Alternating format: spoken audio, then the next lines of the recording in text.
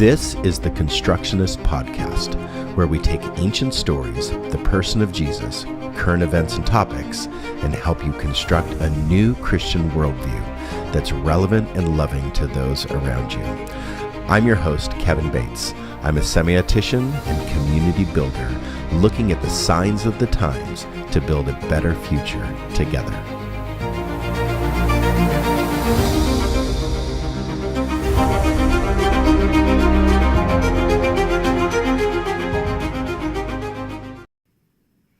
You are tuned in to the Constructionist Podcast, and tonight we are continuing our series on cults.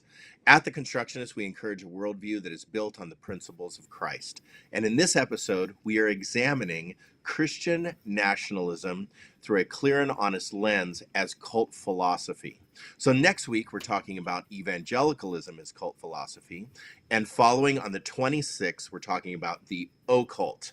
There's a difference between cult and occult for Halloween. So on the 26th, the occult for Halloween.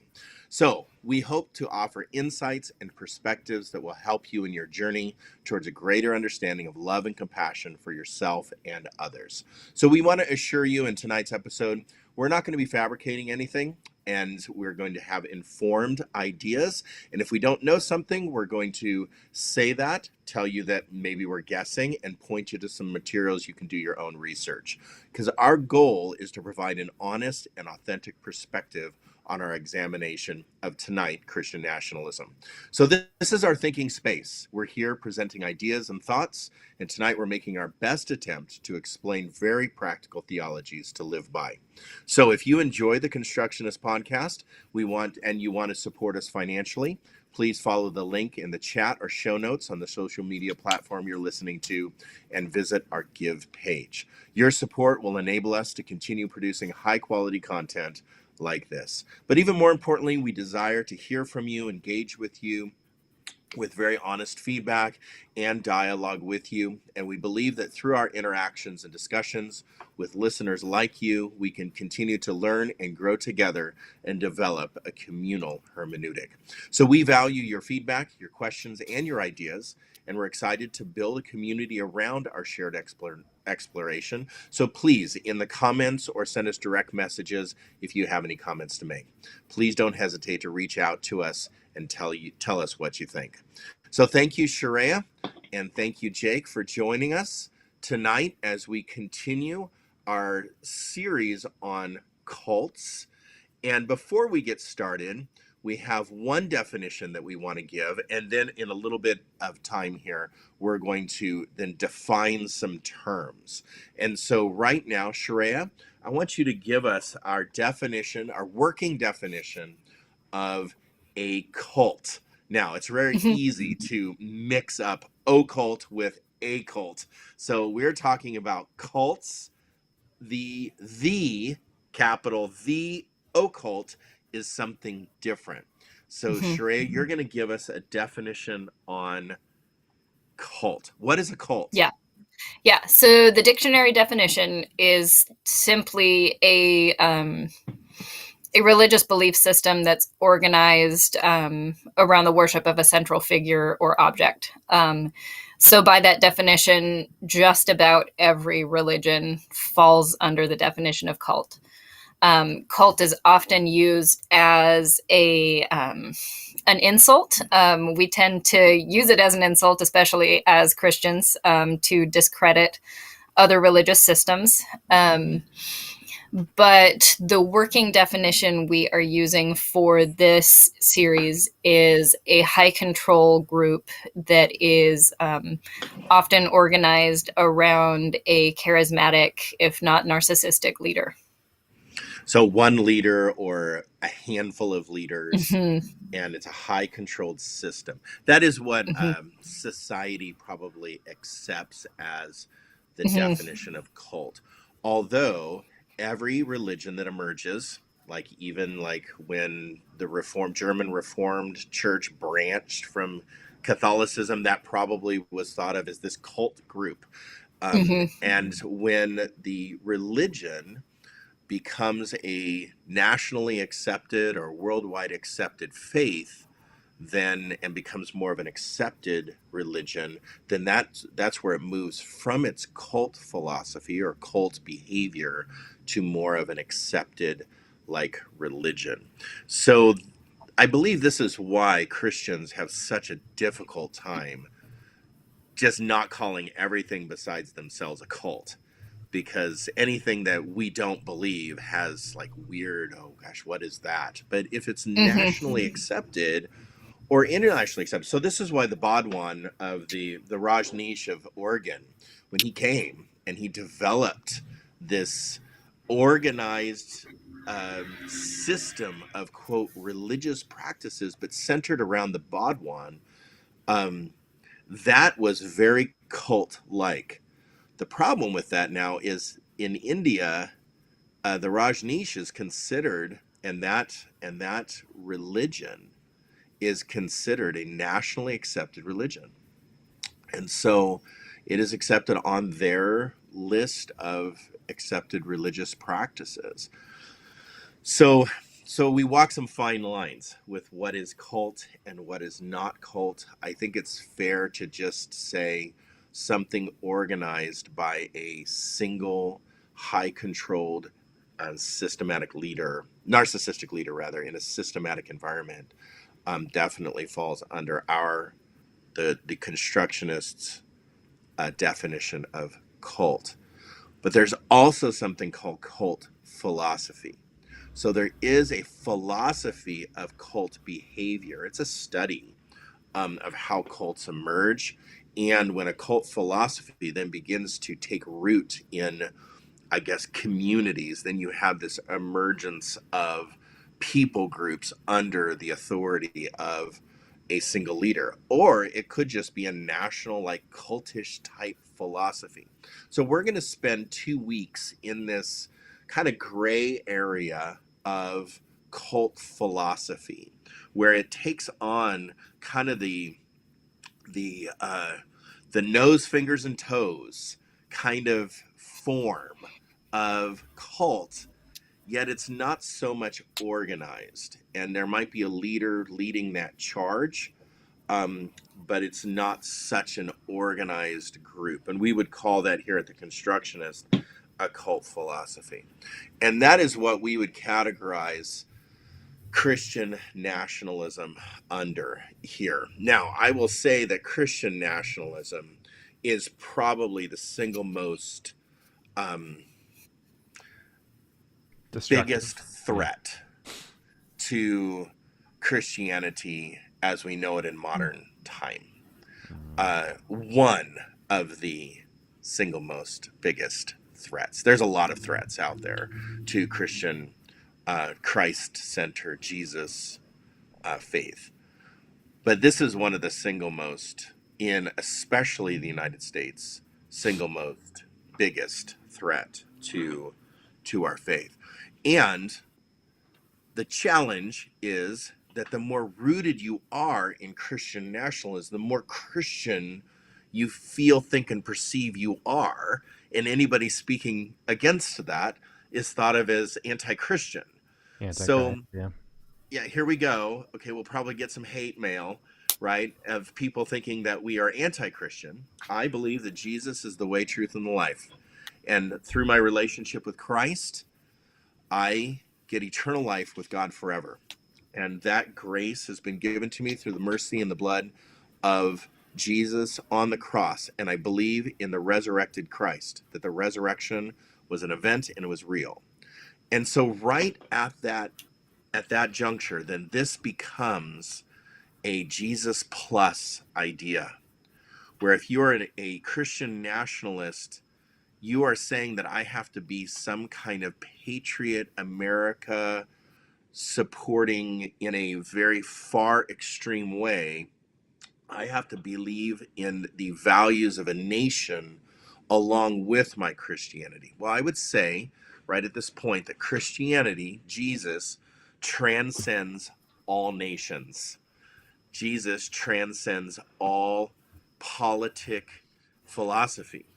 And so if you are let's say you live in some country that is not capitalist, or if you live in a country that's not, let's say, socialist, or even like there's only one or two maybe true Marxist states anymore.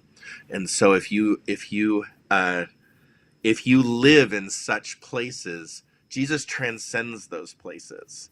If you live in a capitalist country, communist or Marxist country, or a socialist country, that Jesus transcends places, also transcends time. So so so our republic has not been a republic for very long, and Jesus transcends our republic.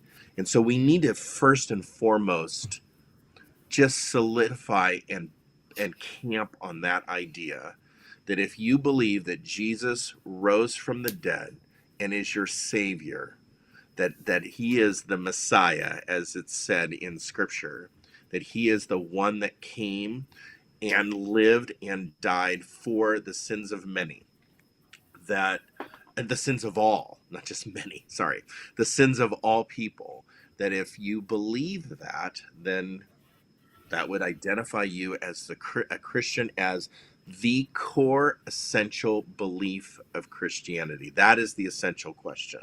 Do you believe that Jesus is the Christ, the Son of the living God? So, so we're going to talk about this Christian nationalism idea, but I need to talk a little bit about history first, and then I'm going to turn it over to Sharia and Jake to talk about the practical implications of Christian nationalism and our way out of Christian nationalism and how do we get out of it. Because some people think that we need to get deeper in it, and I would say we need to get out of it, because it's detrimental to our faith and our context and our nation as well. So in 1954, I'm going to go back to 1954. Now, you can take nationalism or Christian nationalism all the way back. I mean, 350, you got some Constantine behavior where he's a Christian nationalist, right? Where we become a Christian state back in Constantine's era.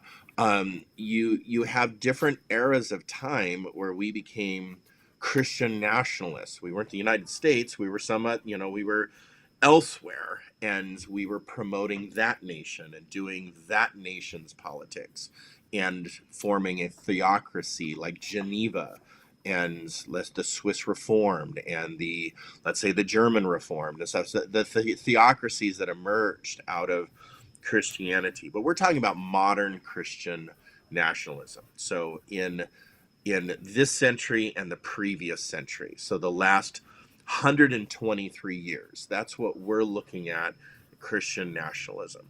So you can't talk about Christian nationalism without talking about white nationalism. Now, they are related in the extreme forms, and I'm going to show you how they're related. In the late 1800s, you have the emergence of the KKK. You have the second group of the KKK starting in like the early 1900s, and then forward, different KKK groups, Ku Klux Klan groups, white nationalist type people started to emerge. Desegregation groups started to emerge. But in 1954, we have the Brown versus the Board of Education 1954 ruling that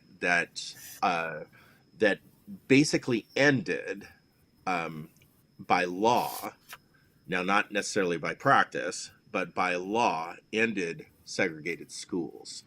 And so in law, it was now illegal to have a segregate. So now the desegregation era and the birth of the civil rights movement basically starts. I would say it probably started way before that, but we'll say that that is the marker of the 1954 to the 1960s, um, and the Jim Crow laws then ending in 65-ish. I'd have to look some of these things up, but Jim Crow until 1965. So all of this is, I guess, coming to an end in policy. So I need to be very careful of that because segregation and racism and racial segregation has not ended. That is a continual oppressive behavior and practice by many, um, and so it is not ended. But in policy, At the highest levels, it has been by law, like these laws were put in place that we were going to end such things. In lower level policies, I would say, and even in higher level policies, we still see racism in institutional racism in law. We see laws at the state level, especially. We see a lot of laws that have not been written off the books and such, which promote such things. Kevin. So, yeah, Um, Another little tidbit that I think kind of fits in where you're going.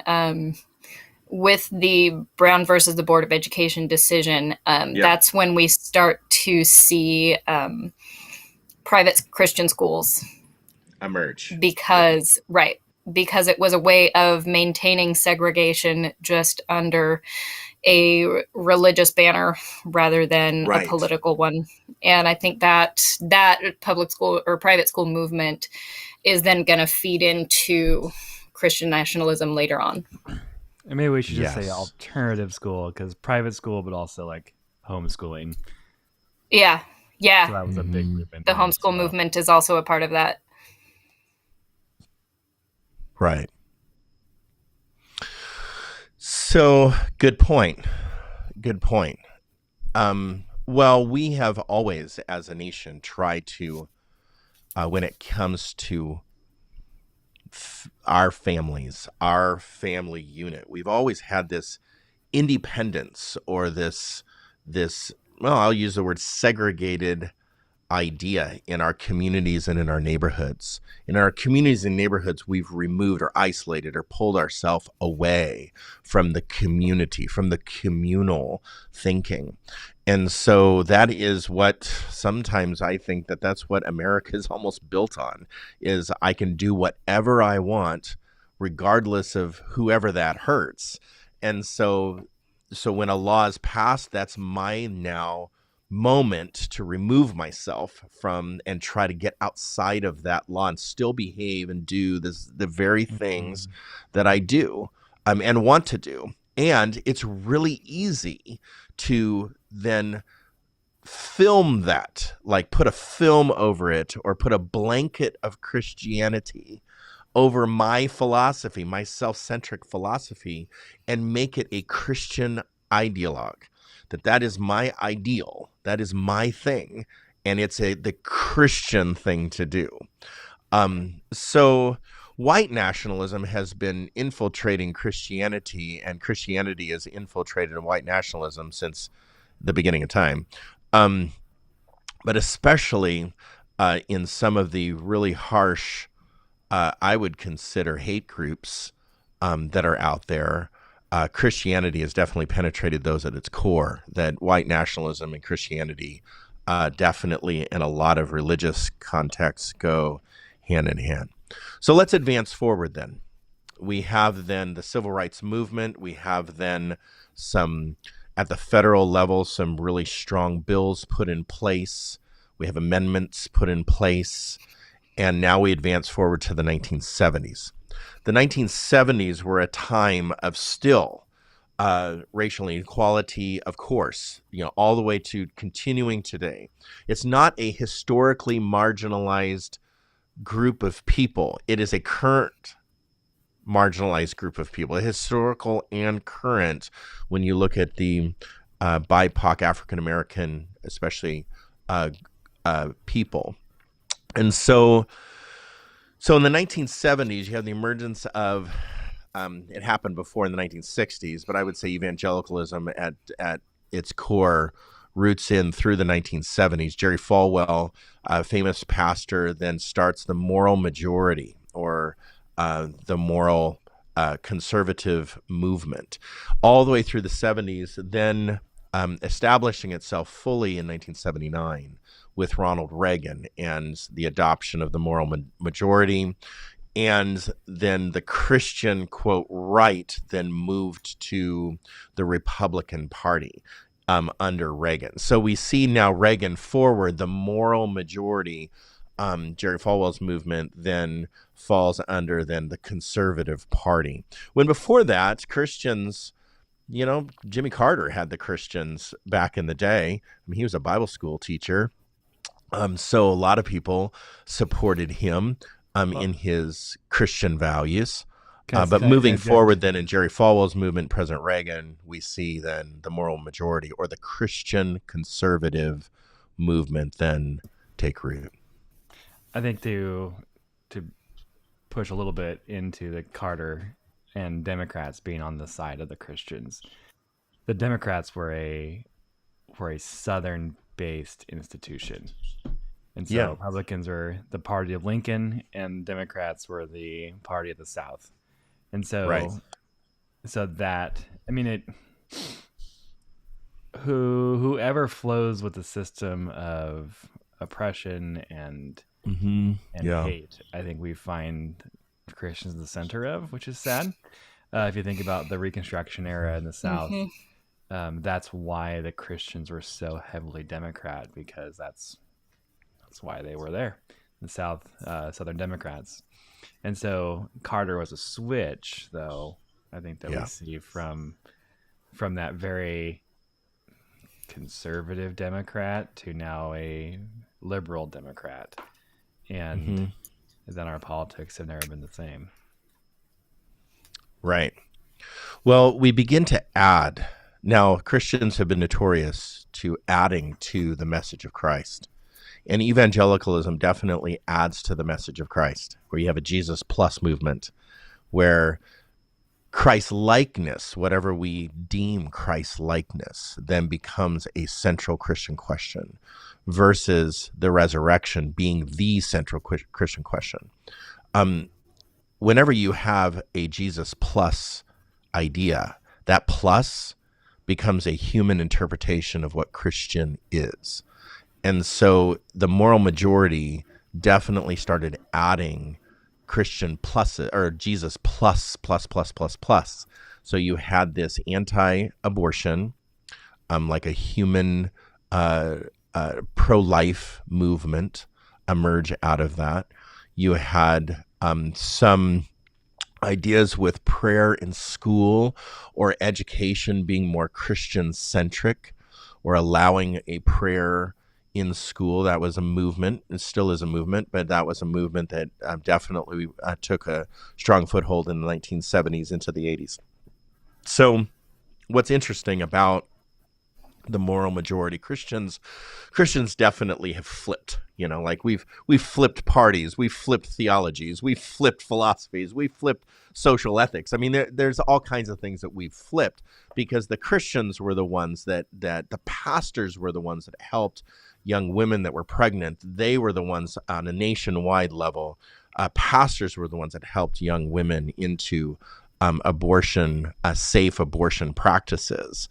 Reagan was the first governor to install policy for legalizing and birthing the legalization of abortions in California. So it's interesting that the Christians, like we flip in these practices, we flip in these movements. And that's what happens in the Jesus plus idea, where when you add plus, then we then start identifying you have to be Republican, you have to be pro-life, you have to be anti like some alternative lifestyle. Pick one, and if that's the movement of the day, you have to be anti that idea in order to be Christian. And we flip on these Christ-like type ideas, where the Christ-likeness becomes the central Christian question versus the resurrection becoming the central Christian question. So out of the 70s, though, there is an Aryan nation movement, white nationalist movement that's more, I guess, military or militia. They used to wear blue shirts and do parades and stuff where I used to live, and there were some leaders that are dead now, Richard Butler and such, that led the groups up in Hayden Lake in Idaho and such, in Christian white nationalist groups that were more militia in form.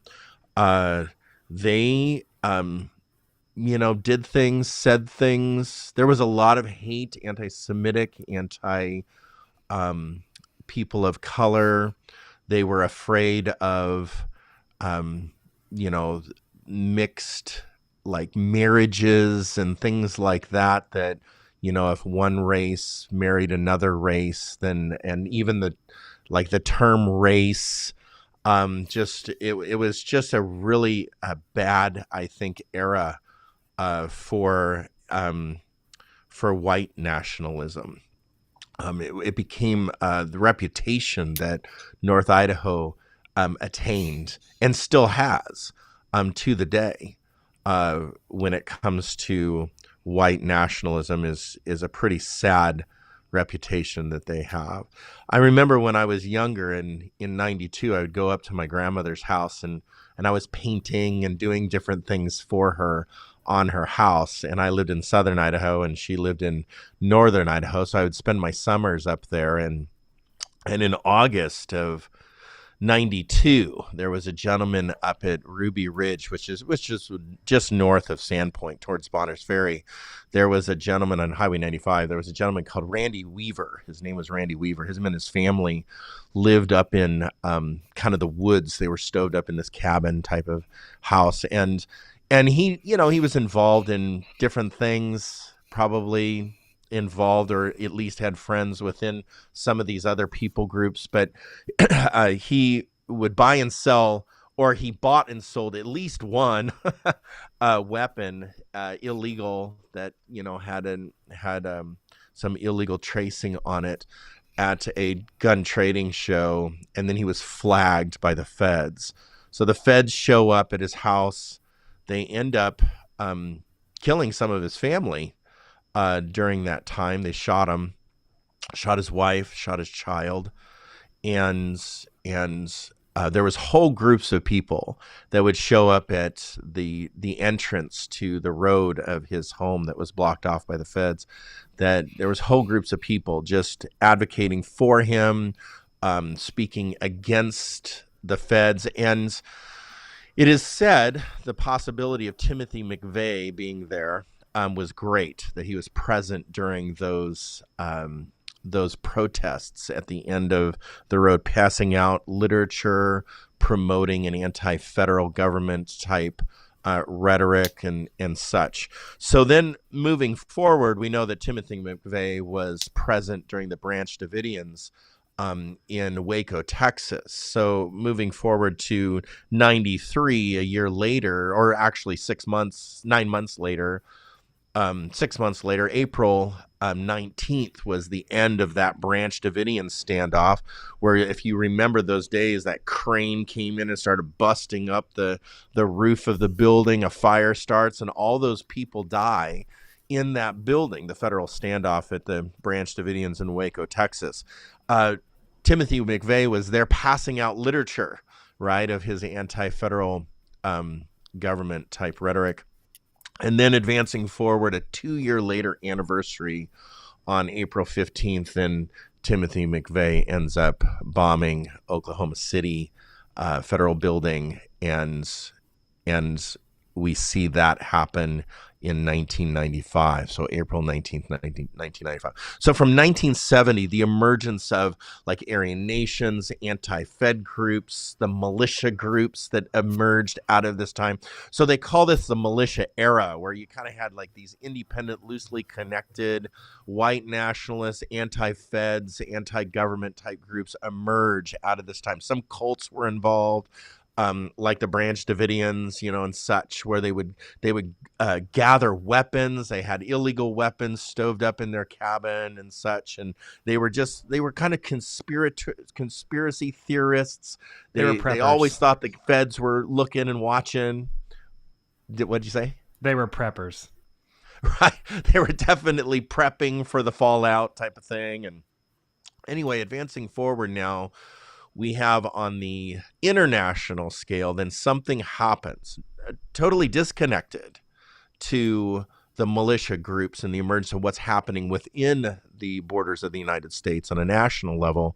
We have then 9/11 happen in 2001. So in 2001, September 11th, 2 planes crash purposefully into the Twin Towers. One early in the morning, and then just a short time later, another one into the second tower.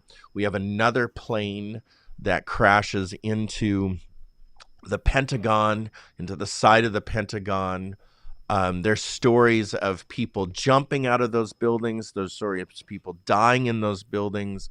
There's stories of people getting out of those buildings just in time. There's stories of people running towards like the hotel that kind of connected the two, and they stoved up underneath the overhangs, and they survived those buildings crashing on basically on top of them. There's stories of people at the Pentagon just like on hot floors, burning their legs as they were escaping out of the Pentagon. And then we have the United 93 flight that they found out what was happening. They knew what was happening. They knew that they were hijacked, and so they stormed the cockpit and got that plane crashed. And they all, I think there were about 40 some people that died on that plane. They crashed that plane. And we were, quote, under attack. The United States was under attack by this group called Al Qaeda that was loosely led by Osama bin Laden, and he organized this terrorist attack on the United States. People sheltered other people, like protected other people involved in Al Qaeda that culminated in this September 11th event. What's really interesting about that story is, and it's not a story, about that event in our history. It was life-changing, probably for the world, but especially for the United States. And life as we knew it changed because our soil was not attacked since World War II and Pearl Harbor and such. I mean, that was the greatest attack that we had on our soil. So now moving forward, now we have this terrorist attack here in New York City and Pentagon, and then that crashed plane. There was one congressperson that by the name of, Jake, did you grab her name? I can't remember at the moment. You're muted. Barbara Lee. Barbara Lee. So Bush Jr. decides that he wants congressional support for military action against Al Qaeda. And he wanted unilateral military action, but he just didn't want to use his executive powers, which there was a difference between nation to nation military action and nation to people group. So now we had this people group that lived in multiple places called the Al Qaeda. Some of them were in the United States. And some of them were in different places than Afghanistan and others. So we had this emergence of this people group called Al Qaeda. So executive orders is the president can take military action against nations that threaten our national security, definitely go to war with us and such. We can respond in military action. But Barbara Lee saw that there was a unilateral, we can just attack at any level. And so she said no to that military action. And her one vote, I can't remember how many tens of thousands of death threats she got because of that voting no. And the way that I understand it, all she wanted was to not have such a unilateral just license to kill. She wanted something a little more controlled. I believe that that's what she was. Well, it couldn't be just a carte blanche action where they could declare, the executive branch could declare war at any time at anybody. Right. And the president still holds that power. And also, well, that was the war on terror. So it was anyone deemed terrorist. Right. International. So this is a long history leading up to this one point. I remember preaching that Sunday post September 11th. The church was full. It was nuts how full the church was. Corner to corner, front to back, mezzanine level packed. Just people standing room only in the church post September 11th. Remember preaching a sermon. I don't remember what that sermon was. I was so in shock about what happened in the United States. I remember the day after, a couple days after September 11th, still all planes. The sky was silent. There was no planes in the sky. And if you were a plane in the sky in a commercial airliner and you were not following orders, there was a unilateral decision made by the president, executive powers, to shoot you down. So if you were a plane and you were not following the rules, you could have been shot down. That's why United 93, they actually thought for a little bit that that was shot down by the United States. But then it was later learned they were calling and they stormed the cockpit, and they knew that from the recordings. So that one moment in history in my life, I remember the whole United States uniting against one people. That we used our patriotism and our nationalism to unite together. We were attacked by this people. And out of that emerges a phobia against the other. Now, we've had that phobia always, but it seemed like that in this era, it crystallized to clear that who we were against. We were against Islam. We were against the Islamic Muslim people. And out of that emerged Islamophobia, what later is termed Islamophobia. So that long history, then we see these militia groups then organize, right? Pre 9/11. And then all of a sudden the nation organizes. We are all united towards this, against this one people. Now, I would say that that's called, at its core, nationalism. I haven't seen probably since, and I wasn't alive in Pearl Harbor, but probably the same idea happened in Pearl Harbor, where we were all joining forces, joining minds, joining philosophy, joining religion to be against the other. So a couple of terms, and then I'll turn it over to our experts here. Couple of terms. Right. In modern time,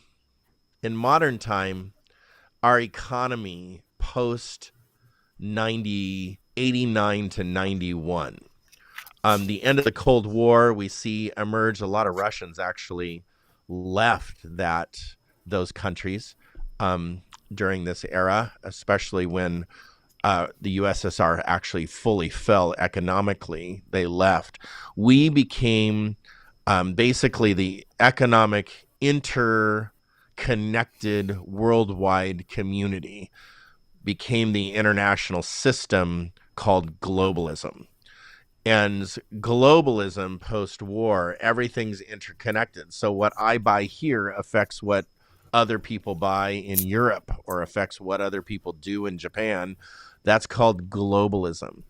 And in our modern time, globalism, and especially post 9/11, globalism has a lot of anti-Semitic and also anti-Islam xenophobia type Islamophobia. So let's just call it xenophobia, afraid of the other.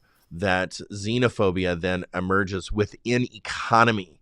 So you have anti-immigration, you have anti-Semitic or xenophobia, anti-Islamic Islamophobia emerge within an economic interconnected system called globalism. Moving forward now, like we have globalism, which, is kind of post 2016 used as this insult. You're a globalist. Okay. We actually are all globalists because we shop on certain websites that are global websites. But it's an insulting term. If you are a liberal, you are a globalist. And so, yeah. So then we have emergence post 2016 now. We have this emergence of this language, alt-right, alt-left, Antifa, alt-light, Alt-right. Did I say Antifa? Yeah, we have those, and then social justice warriors. So those are all terms. Some are insults, and some are terms used to express the collective thinking of, well, alt-right has roots in white nationalism. So the collective thinking of white nationalism, racism, anti-social justice behavior, anti-justice behavior, galvanize or collect in the alt-right groups. Not all, but I would say that that's the sentiment of most alt-right groups. And then in reaction, now you have the alt-left. The alt-left is basically, if you have any left ideals, then you're alt-left. Or a social justice warrior type of thing.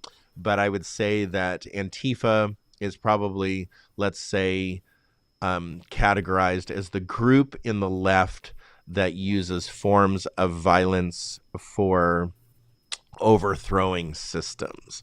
So that's where violence enters into play. That's where street violence enters into play. That's why then you have anti-police, anti-government type of things to try to overturn anti-social justice type behavior. So that is a long history. So I know what Sheree is going to ask me. How does Christian nationalism connect? It's very easy to take a statement, an ideal, or a philosophy and cover it with a religion, call it Christian, and then camp on that. The more that we are this way, the more Christian we are. It's a Jesus plus mentality. Mm-hmm. And so Christians have flipped, and we have, in evangelicalism mostly, we have adopted some of these conservative Christian values, alt-right, white nationalism, and patriotism that we see that now if we are a patriot, you're a Christian if you're a patriot. You're a Christian if you're a conservative.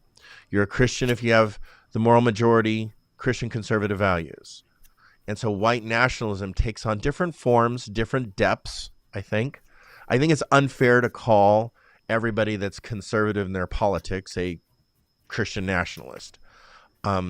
Just like it's unfair to call anybody that has left ideals or left politics Antifa or an alt-left. I think that alt-left can be reserved or used for people that, and it's seen in some of the literature, that it's mostly white nationalist ideas that are promoted in alt-left, that the white person is a soon to be extinct person, that the threat is against the white person. And so eventually we're all going to die off that are white. And that's supposedly the conspiracy of the alt-right. So with those definitions, with all those thoughts, Christian nationalism takes on some very practical forms. And so Shreya, why don't you take the practical form of all of this and take the bridge. Let's use a bridge of, we have xenophobia, we have nationalism, we have patriotism, we have 2001, September 11th, culminating at a focus of nationalism.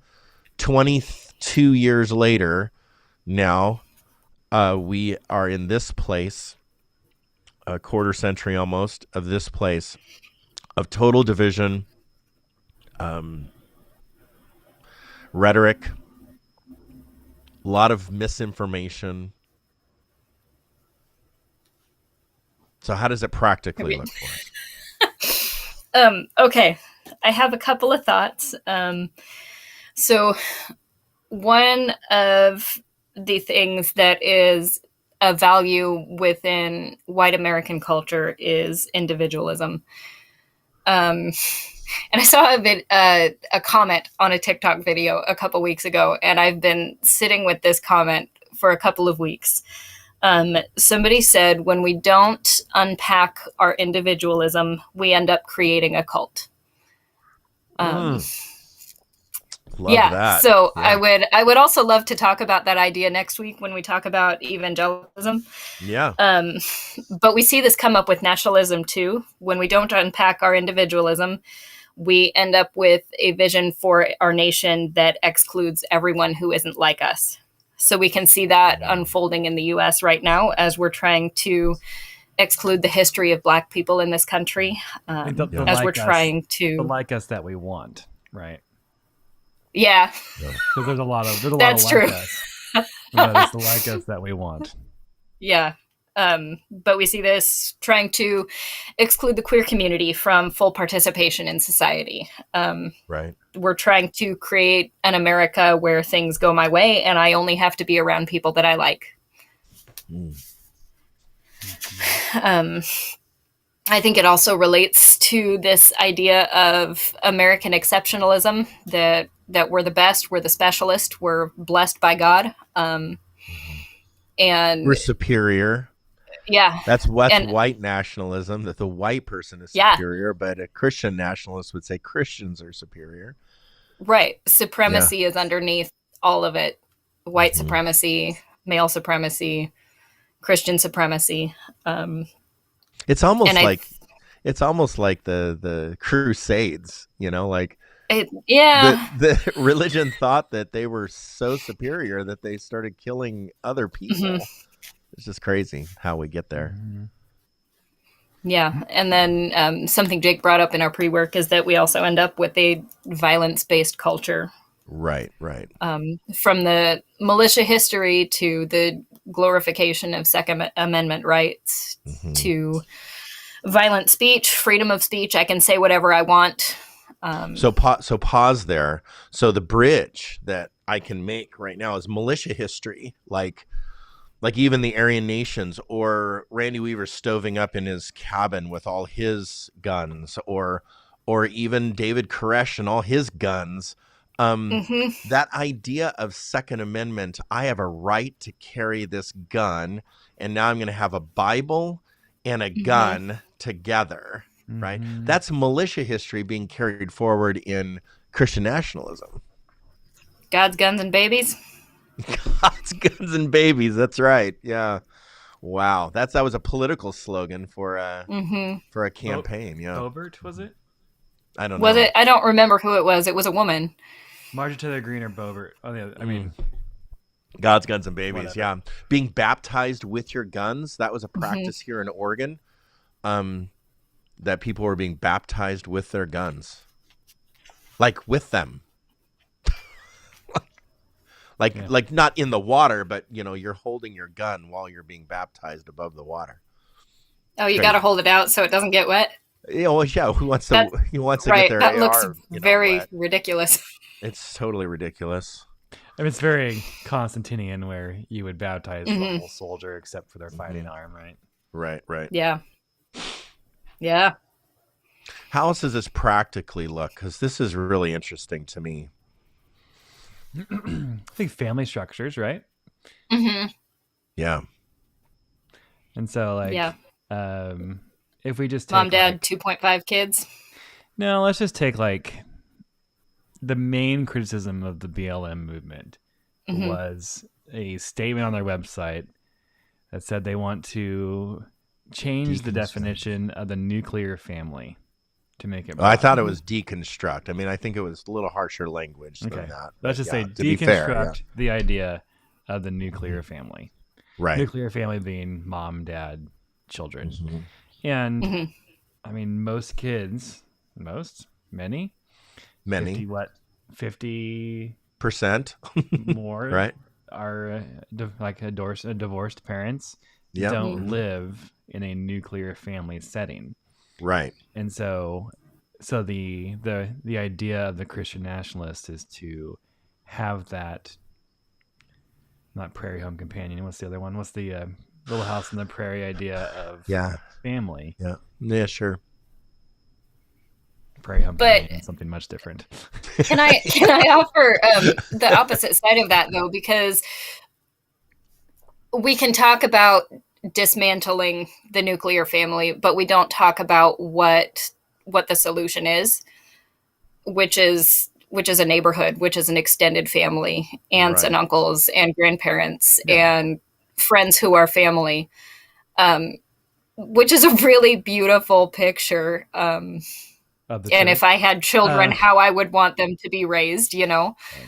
Um, yeah, I think we practically, as well as this idea of isolationism, right? And that's what you're talking mhm. about. And that Yeah. the more we segregate, the more we isolate ourselves into right or wrong, or even good or bad. I think that's also the Christian national idea, is that there's actually a good and a bad person, Mhm. and Well, that just to, your blessing of life is based on your goodness or your badness. And so if you're blessed, or like you have material wealth, you're inherently good. And well, that's before you get so deep, I don't want to I don't want to give a Christian nationalist that much intellectual credit.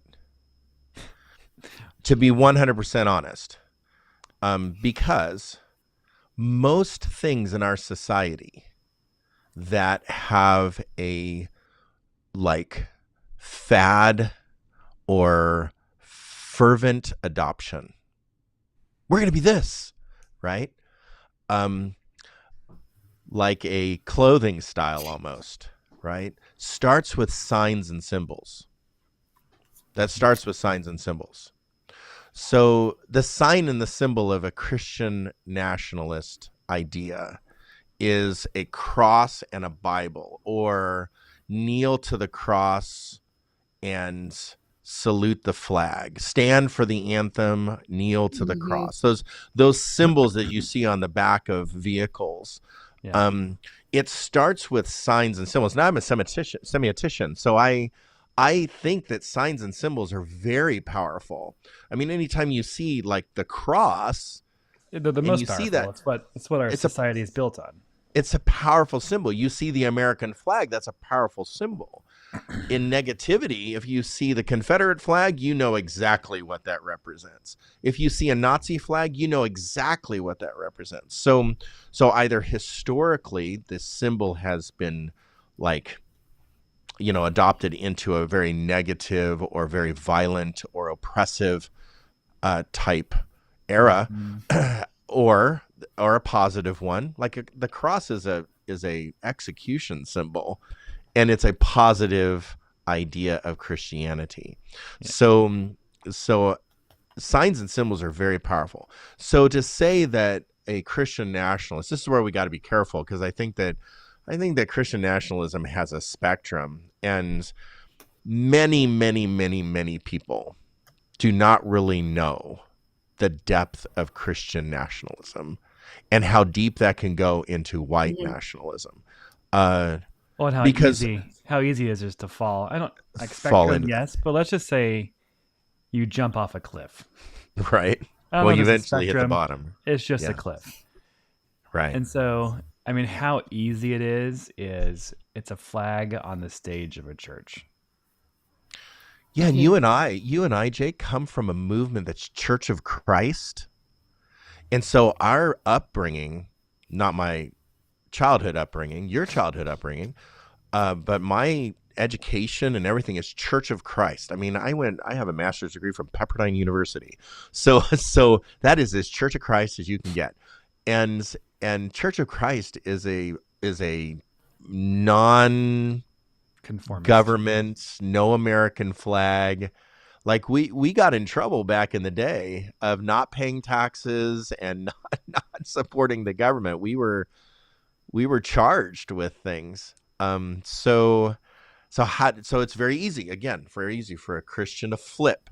Signs and symbols sometimes make us flip. So I just wanted to say, I don't want to give Of too course. much intellectual credit, because it's not But necessarily an the intellectual why movement. is important, right? Yes, The absolutely. practical why. And as like Shreya was talking earlier, the if if you're blessed, Yeah. then you're Christian. Mhm. But the And issue that's a Protestant experiment. but it is the core I think, for Christian nationalism, that you have to stand against all of these oppressive factors of the government so that you're able to be blessed. Right. Drain the swamp. So you have patriotism, which is patriotism, at its core, all patriotism is the love of country. So you define your country and you love it. That's what patriotism is. You'll fight for it. And I think that anyone that lives in the United States needs to honor and respect and appreciate at a very deep level anyone that has fought for the United States, anybody that has lost their life for the United States, anybody that has actually followed an order for the United States. That is a respectable thing. Now, was the war respectable? Was what we actually did respectable? That's a different conversation.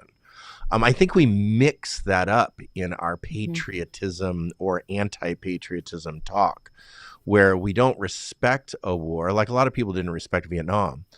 But in the lack of respect of Vietnam, we didn't respect the person that was following the orders. So people, just war theory doesn't go down to the individual soldier. Yeah. So you can like not appreciate something that we're doing as a nation, but loving the person and actually respecting that person and honoring them on their way home or giving them a hug after they get off the airplane and not spitting on them, I think is an important distinction, because patriotism, I think, appreciates a person's place in our country. Can I interject? It's more, yeah, go ahead. We go to war as the United States. We don't go to war as Christians. Right. And true. We go to war as capitalists. We don't go to war as Christians. Like, Christianity is a pacifist religion. At its ultimate core, it is completely pacifist. Right. And so, and the practicality of Christian nationalism is to turn that rhetoric from "I'm going to war as the United States" to "I'm going to war to turn to glass the desert of Islam." Right. And so, well, I'm making a careful distinction, because Shreya brought up some things that, like, in the practicality of things, right? How does Christian nationalism look practically? Patriotism is different than Christian nationalism. So patriotism is human-centric. When you're a patriot, you're talking about a human being, right? When he's a patriot, she's a patriot, that's a human being. So I know that there's new definitions of that, and there's whatever. But I'm talking about the core of patriotism. So when it comes to like national action, I believe that you can actually, some people disagree with me, but you can actually be supportive of a person and loving of a person that actually got thrown into this war and they come back. So some people think that the war in Afghanistan was a complete failure. And, as a nation, the national sentiment is, what did we do there, right? What did we accomplish after 20 years, right? What did we actually accomplish in that war? But to disrespect the person that actually was in that war, I think we need to be very careful as Christians how we treat people. Nationalism is something different. Nationalism is something that the nation promotes the cultural identity. So that has to do with cultural identity as people group, the national corporate identity of human beings. That is nationalism. So nationalism is, we as the United States are the number one nation in the world, and we are this and we are that, and rah, rah, ree. When a lot of nationalism actually is not true. Like, we are not the greatest in certain statistics. We're not the greatest in others. Do I enjoy living in the United States, and do I want to live anywhere else right now? No. Do I appreciate our country and such? There's a lot of things that I appreciate about our country. There's many, many, many things that I appreciate about my country, which makes me make the decision I want to live here. The national identity and how we promote it is nationalism. Christian nationalism then is the nation is identified as Christian. So that's the core of practicality of Christian nationalism.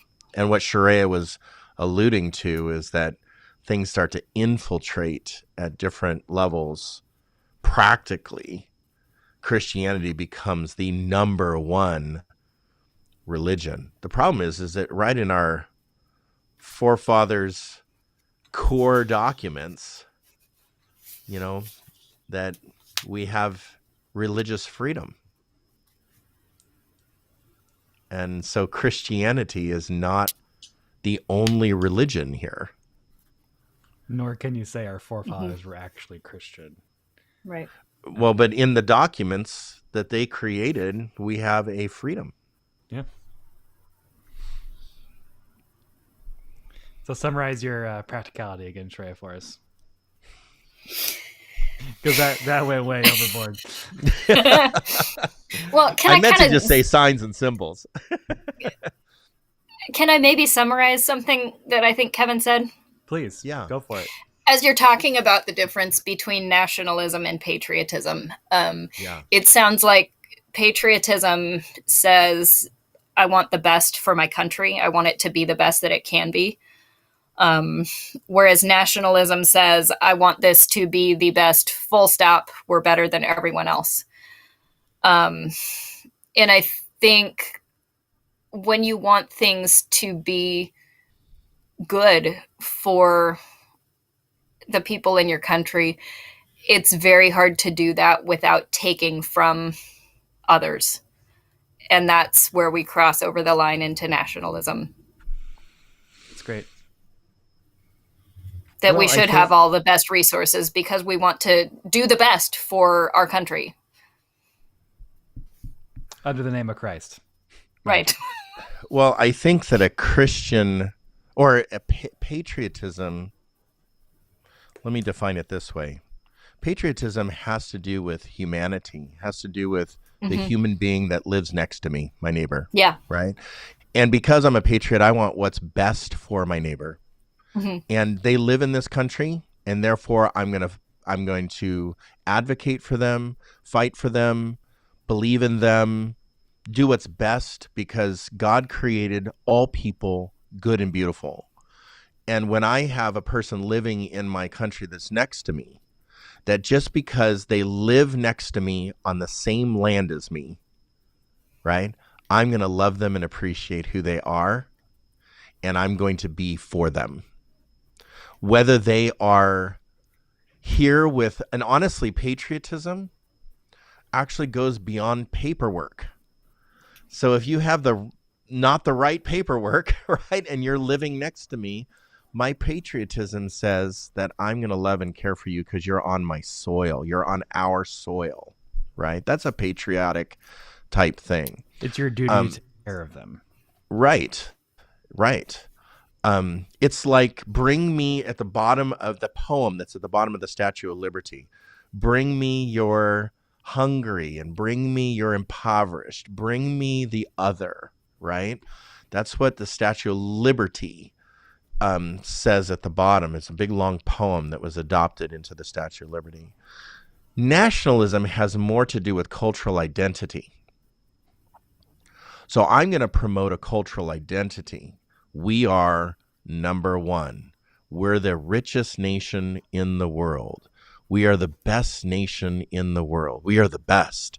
And we're talking about nation, like a collective nation that's almost object style. It doesn't necessarily, it has to do with a collective humanity, but it's not individualistic. It's not looking at, and in Patriotism, I think that's where social justice comes into play. You are a patriot in the United States if you are advocating and fighting for those that are oppressed in the United States. That's a patriotic act. Yeah, it's the tide raises all boats. Right. And so here's the challenge. That's patriotism. When you have cultural national identity, we're the best, right? Christian nationalism, at its core, thinks at its very core from the beginning, actually, that Anglo-Protestantism is the cultural identity that's the best. Can I say that again? That Christian nationalism says at its core from the beginning, especially in the United States, that Anglo-Protestantism is the best. Mm-hmm. I mean, look at how we treated, we treated Italians. Well, there was we had names for them when they came to the United States. They weren't Anglo-Protestant.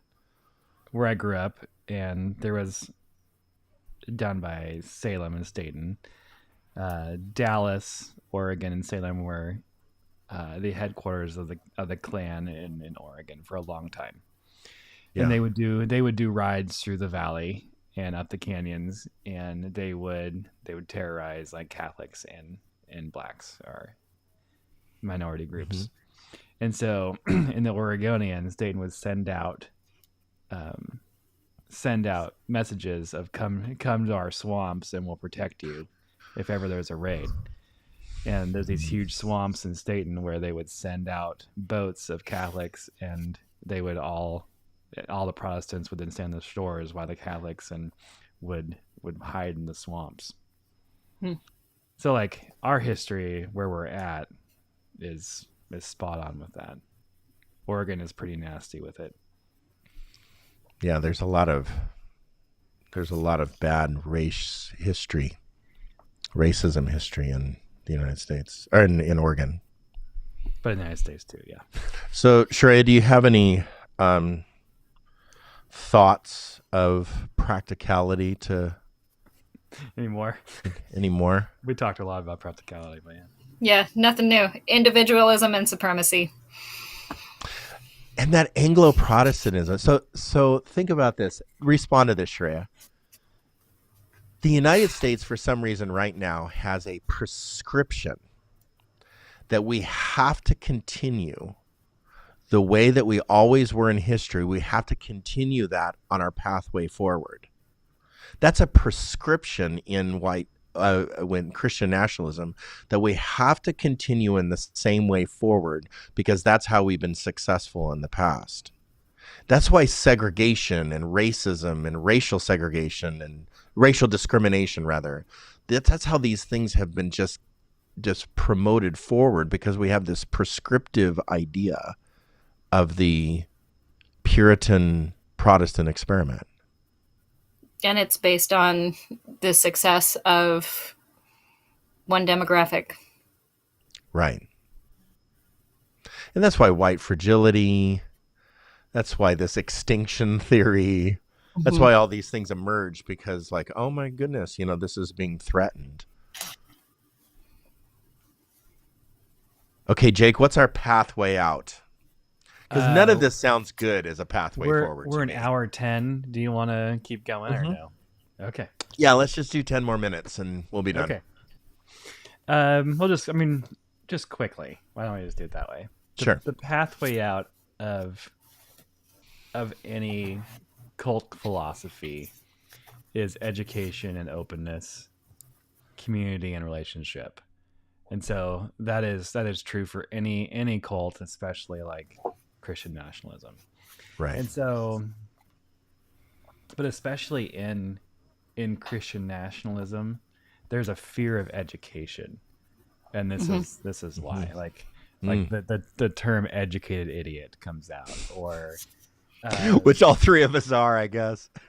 Totally. There's a fear of school. There's a fear of like what's being taught in school when the person doesn't Yeah. really understand like CRT. That is a legal ideology that Right. has never been taught in schools ever, and it can't. It wouldn't cross over into public education. You know, there's a big fight in Sherwood right now about wanting a parental advisory committee for the library. That's a very Christian national School library. the school Yeah. library. That's a very Christian nationalist view of education, that we need parents in there to pick and choose what we want our kids to learn and read. Where As a collective. as a collectivism, I mean, Yeah. not collectivism. Sorry, that's something different. Right. But how those aren't experts looking at the science, looking at the data, looking at anything. Those are just uneducated parents trying to protect and be lawnmower parents for their children. A lot more parents for things that take every obstacle out of the way and make it a green grass. These discussions on social media are called social media data scientists. And so so like that, getting involved with politics to try to control those people.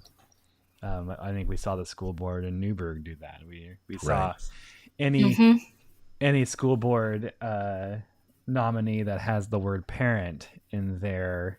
It's not about the parent, it's about the student.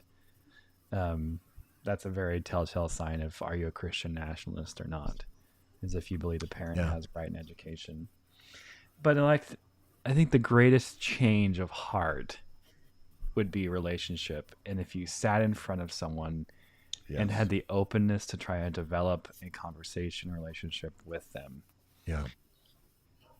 If you say no, that speaks more about you than anyone else. And usually there's the no of, I'm afraid of what this person will tell me. And that's a really sad place to live. So that's the way out. And is just an education and relationship, finding people that are different than you and being willing to talk to them. That's not a progressive, or liberal or conservative thing. That's a human thing, but that's a scary thing. And so most Christian nationalists are not willing to sit in a room with someone that speaks different. That is a conversation and not just rhetoric. They're really good at rhetoric, right? They're really good at speaking in public. They have the script down. They're very passionate. They sound knowledgeable. But once you get them off that rhetoric stream, everything changes. They don't have the base of emotional language, because politics isn't about information. It's all emotion. A lot of it is. Like just the attack of Karl Marx, right? Let's just take this. That if you're left liberal, you're a Marxist. Well, I mean, sure, but if you've never read Das Kapital or the Manifesto, and you're just going off of hearsay, you have no idea what's in that book. Right. Those books, I should say. Right. You have no idea. You're guessing your best guess, and it's super sad. Yeah. But what do we do with that? We have to educate ourselves. We have to put ourselves in a posture of openness. Both sides. Both sides of the coin. But yeah, that's what I got. Yeah, and having political conversations or theories being thrown around, doesn't help. the conversation of spirituality and religion, that just really is a anti-biblical idea. And I wrote this down as well. There is no Jesus in empire.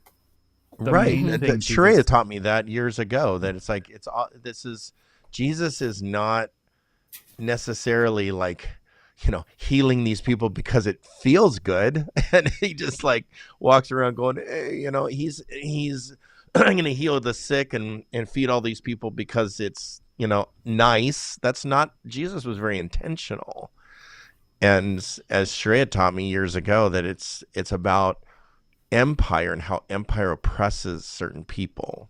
And Jesus is healing and helping people re-enter into out of oppression into a functional relationship and action. a relationship with society. Like if there is no Jesus in empire, and so one of the main things is economics and empire that Jesus spoke out against. Right, right. And so if you're going to live by the book, and if you're going to say the Bible is my textbook, is my ethic, is all that, then that means that you're a pacifist. That means that you're non-empire based. That means that you heal the most sick and vulnerable, and you're not a Christian nationalist. Or you're not a Christian nationalist. There's no way. There's no possible way to be a Christian nationalist, to have a flag on your stage, to say the national, and to be a Christian at the same time. Well, that friction does not exist. Well, let's say this, because I don't want to be a Jesus plus person either. So I'm if I minus. I was doing a minus. Jesus minus. Okay, so correct my language here, and let's just close with this because we're way over time. If you're going to follow Jesus, and you're going to follow the Jesus of the Bible, you're not going to be a Christian nationalist. Yes, that friction does not exist. Agree, Shreya? Disagree? Agree. I know we said we were going to end, but can I do a book show and tell? Because I haven't done Please. one in a very long time. Yeah. Oh, yeah. Yeah, do it. Walter Brueggemann. Reality, Grief, Hope. Walter Brueggemann. Okay. So this is part of our way forward. I want to remind us that while Walter Brueggemann is one of our favorites, he is an old white man. So there's a lens there. You can read the titles now. If all you read... there we go. Book again. If all you read is Brueggemann, you're not getting a well-rounded theological education, but he is a fantastic place to start. Come on. This book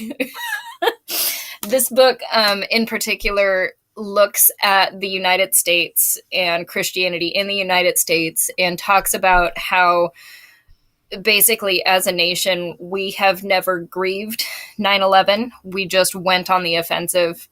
And so consequently, we've kind of never really moved on, and we're stuck in the trauma of what happened, and unable to really be the church, those of us who are Christian. So it is very relevant to this conversation of Christian nationalism in the U.S. Yeah. Very good. Thank you. What do we got? Oh, reverse your thing. What is this one? That you gotta mirror your... Hold on, sorry. Give me a second. Oh, I'm in this one. I had to unmirror my camera. There we go. Divide. American Injustice Age. In the age of the wealth gap. In the age of the wealth gap. Is this new? When did it come out? That's a while ago, but yeah. Okay. That's a good one. Awesome. Hey, thank you very much, both of you, on this discussion. Next week, we're going to continue our discussion on evangelicalism. Which will feel almost the same. It will feel almost the same. Very similar. Right. And then on the 26th, right before Halloween, just in time, we're going to talk about the occult as we continue our series on the cults. Have a great, great evening. Good night, everybody. Good night.